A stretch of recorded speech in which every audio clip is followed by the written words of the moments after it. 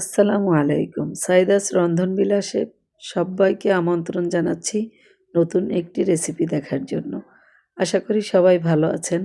বন্ধুরা, পোলাও তো সবাই রান্না করতে পারেন, কিন্তু আজকে আমি খুব সুন্দর একটা কালারফুল পোলাও রান্না করে আপনাদেরকে দেখাবো। আশা করি প্রত্যেকের ভালো লাগবে।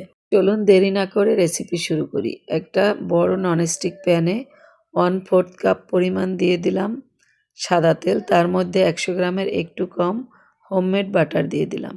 বাটারটা আমি নিজেই বাসায় তৈরি করেছি। আপনাদের কাছে বাটার না থাকলে ঘি দিতে পারেন। বন্ধুরা, এখানে দিয়ে দিলাম 1 কাপের একটু বেশি পেঁয়াজ কুচি। পেঁয়াজটাকে একটু ভেজে এরপরে সুন্দর একটা কালার চলে আসলে তুলে নেব। মানে আমি একটা সুন্দর করে বেরেস্তা তৈরি করে নিচ্ছি। বেরেস্তা কিন্তু সবাই তৈরি করতে পারে না। আপনারা বেরেস্তা যখন কালারটা একটু হালকা হালকা গোল্ডেন কালার চলে আসবে, তখনই চুলাটাকে বন্ধ করে একটু নাড়িয়ে চাড়িয়ে এভাবে বেরেস্তাটাকে তৈরি করে নেবেন। আর যদি বেশি কালার হয়ে যায়, তখন যদি চুলা বন্ধ করেন, তাহলে কিন্তু বেরেস্তাটা পুড়ে যাবে।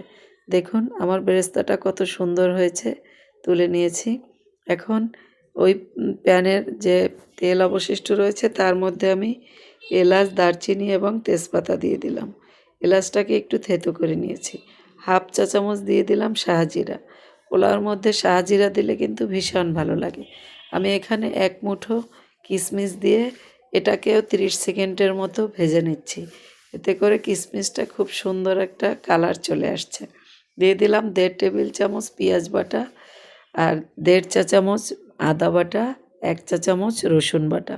গরম মশলার সাথে মশলাটাকে একটু সুন্দর করে ভেজে নেব। এতে করে সুন্দর একটা অ্যারোমা ছড়াবে।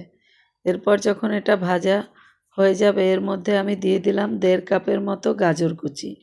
গাজরটাকে এই মশলার সাথে 1 মিনিটের মতো ভেজে নেব। এই গাজর কিন্তু আমার ফ্রোজেন করা ছিল। আমি এখনও ফ্রোজেন করা গাজর খাচ্ছি। দেখুন কালারটা কিন্তু খুব সুন্দর রয়েছে। আর এই ফ্রোজেন কিভাবে করবেন, সেই ভিডিওটা কিন্তু আমার চ্যানেলে রয়েছে। আপনারা চাইলে চ্যানেলে প্রবেশ করে এই সিজনে গাজর সহ নানা রকম সবজি কিভাবে ফ্রোজেন করবেন দেখে নিতে পারেন। আমি 1 কেজি পোলার চাল ধুয়ে এর মধ্যে দিয়ে দিয়েছি এবং 1 কেজি চালের জন্য আমি 1 টেবিল চামচ লবণ ব্যবহার করেছি। প্রয়োজন হলে আমি আবারও দেব। তো বন্ধুরা, এখন যখন চালটা আমি 2-3 মিনিট ভেজে এরপর এর মধ্যে আমি এই কাপের মাপেই দিয়ে দিয়েছিলাম 1 কাপ দুধ, সেটা স্কিপ হয়ে গেছে। তো আমি দুধ সহ 1 কেজি চালের জন্য আমি 2 কেজি পানি দিয়ে ঢাকনা দিয়ে রেখেছিলাম। এখন 5 মিনিটের মতো ঢাকনা দিয়ে রেখে তারপরে নাড়িয়ে চাড়িয়ে দিয়ে 4টা কাঁচামরিচ দিয়ে আবারও নাড়িয়ে চাড়িয়ে উপর থেকে সমান করে ঢাকনা দিয়ে 10 মিনিট ঢেকে রাখব। 10 মিনিট পরে আবারও চলে এলাম। এখন এটাকে আবারও একটু উল্টিয়ে পাল্টিয়ে দেব। বন্ধুরা, যারা এতক্ষণ পর্যন্ত আমার সঙ্গে আছেন, লাইক করতে ভুলে গেছেন, প্লিজ একটা লাইক করে দেবেন। আপনাদের একটা লাইক আমার জন্য অনেক সহায়ক। তো বন্ধুরা, উল্টিয়ে পাল্টিয়ে দিয়ে এখন এই দেখতে পাচ্ছেন আমার হোমমেড ঘি। এটা আমি সরের ঘি তৈরি করেছি বাসাতে। সর তুলে তুলে আমি এই ঘি তৈরি করেছি। এখান থেকে 3 টেবিল চামচ ঘি দিয়ে দিলাম। আর এই ঘিটা এত সুন্দর হয়, এই ঘিয়ের রেসিপিও কিন্তু আমার চ্যানেলে রয়েছে। ঘিটা দিয়ে একটু নাড়িয়ে চাড়িয়ে দিয়ে দিলাম অনেকগুলো পেঁয়াজ বেরেস্তা। আর পেঁয়াজ বেরেস্তা পোলাও, বিরিয়ানি, খিচুড়ি সবগুলোতে একদম বেশি বেশি করে আমি দেই। আমার কাছে ভীষণ খেতে ভালো লাগে। আর পেঁয়াজ বেরেস্তাটা দেওয়ার পরে আবারও ঢাকনা দিয়ে 10 মিনিট রেখেছিলাম। আর এখন 10 মিনিট পরে আপনাদেরকে পরিবেশন করে দেখাচ্ছি। গাজর কুচি দেওয়ার কারণে কতটা কালারফুল হয়েছে পোলাওটা, আর খেতেও কিন্তু ভীষণ মজা হয়। তো আজকে আমি আপনাদেরকে চাইনিজ ভেজিটেবল এবং গরুর মাংসের কষার সাথে এই পোলাওটা একটু খেয়ে দেখাবো। তো বন্ধুরা, আপনারা যারা এখনও আমার চ্যানেলটাকে সাবস্ক্রাইব করেননি, প্লিজ সাবস্ক্রাইব করে নেবেন আর কমেন্ট করে জানাবেন কেমন হয়েছে আমার আজকের রেসিপি।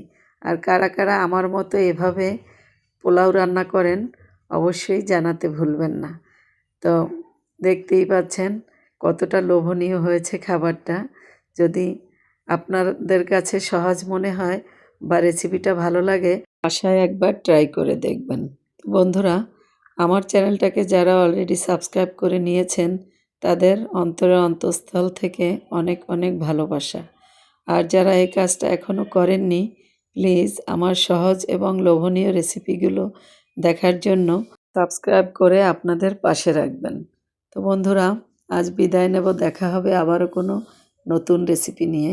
সে পর্যন্ত সবাই ভালো থাকবেন, সুস্থ থাকবেন। আজকে আমি খেতে খেতে চলে যাচ্ছি। আমার জন্য দোয়া করবেন। আল্লাহ হাফেজ।